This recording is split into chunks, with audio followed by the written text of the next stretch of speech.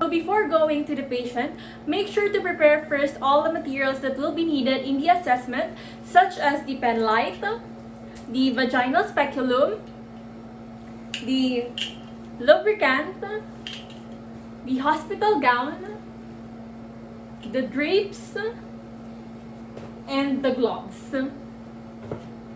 Then, make sure also that you wash your hands properly using the proper hand washing technique to ensure that there is no transmission of microorganisms. Then, provide some privacy to the patient by closing the windows or curtains.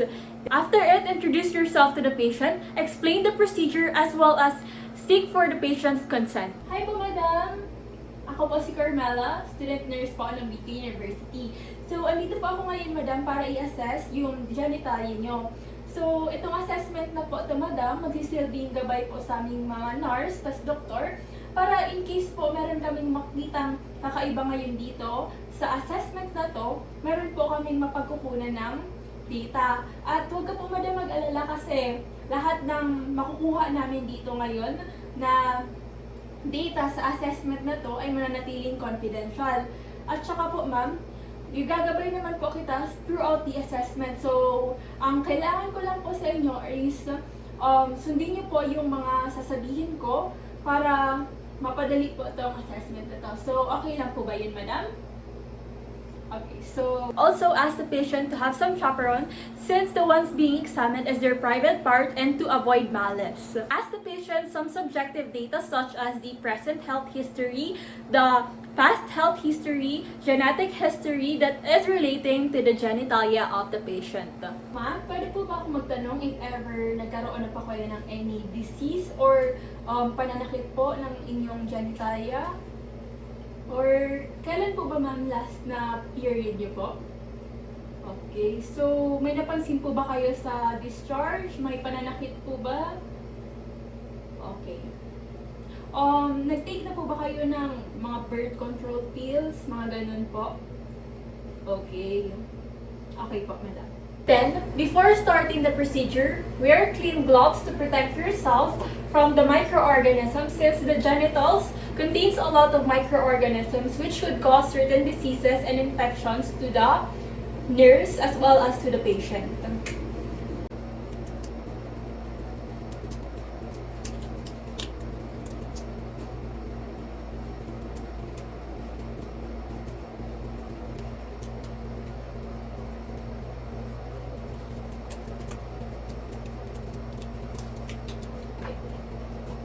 Also, make sure that before starting the procedure, have some drape below the patient so that whatever discharge or fluids that come out to the patient's genitalia wouldn't affect the patient's bed. After it, prepare the client for the procedure. Let her change into a hospital gown or let her remove her clothes in the lower extremities while putting a drape so that the only part that is exposed on the patient is the one that is going to be assessed.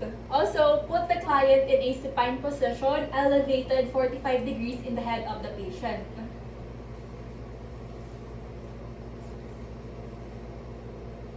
Tie the ends on the patient's toes, same as the other side. So, mag-start na po ako, ma'am, okay? Assess first the external genitalia of the patient for redness, swelling, lesions, or masses. So, inspect. Then, pubic hair of the patient. So, the pubic hair should be kinky, which is distributed in the form of a triangle.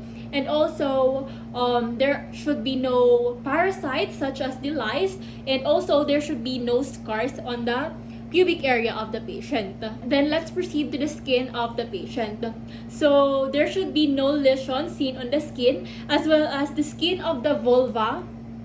Also, the skin of the vulva should be slightly darker than the rest of the body of the patient. So for the clitoris of the patient, which is located for about here, there should be no inflammation, no swelling, as well as no discharge should be seen here in this part.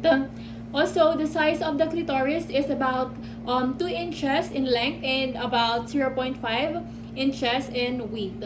And for the urethral orifice, which is located for about here, the urethral orifice appears as a small slit, which is the same color, which should be same color as the surrounding tissues of the vagina of the patient.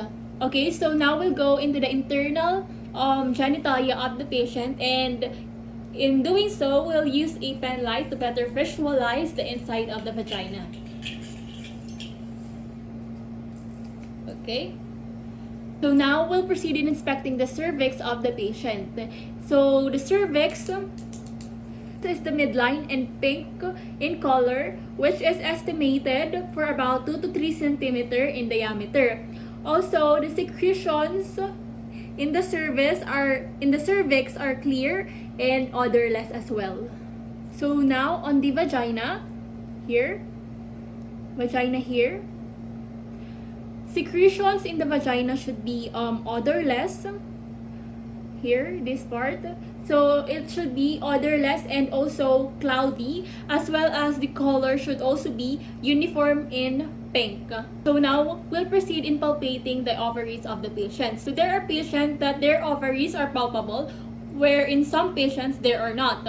So for some patients that have palpable ovaries here, the ovaries should be firm, oval, and about 4 centimeter in diameter. About here. So we'll proceed now in the uterus of the patient. Palpate it. Okay. Also, next is the Skene's gland and the Bartholin's gland.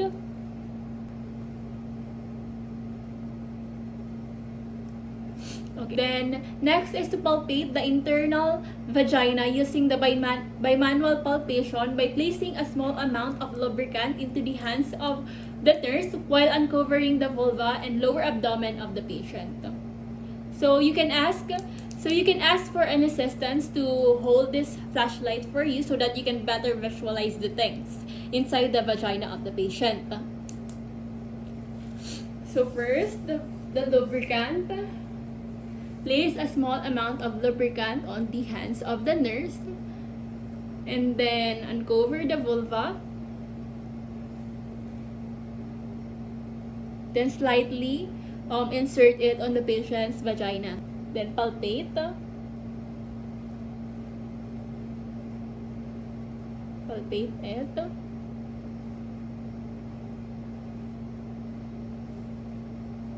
Okay. Next is the labia majora and the labia minora. So both of it should be pink in color, which is normal. Palpate it as well.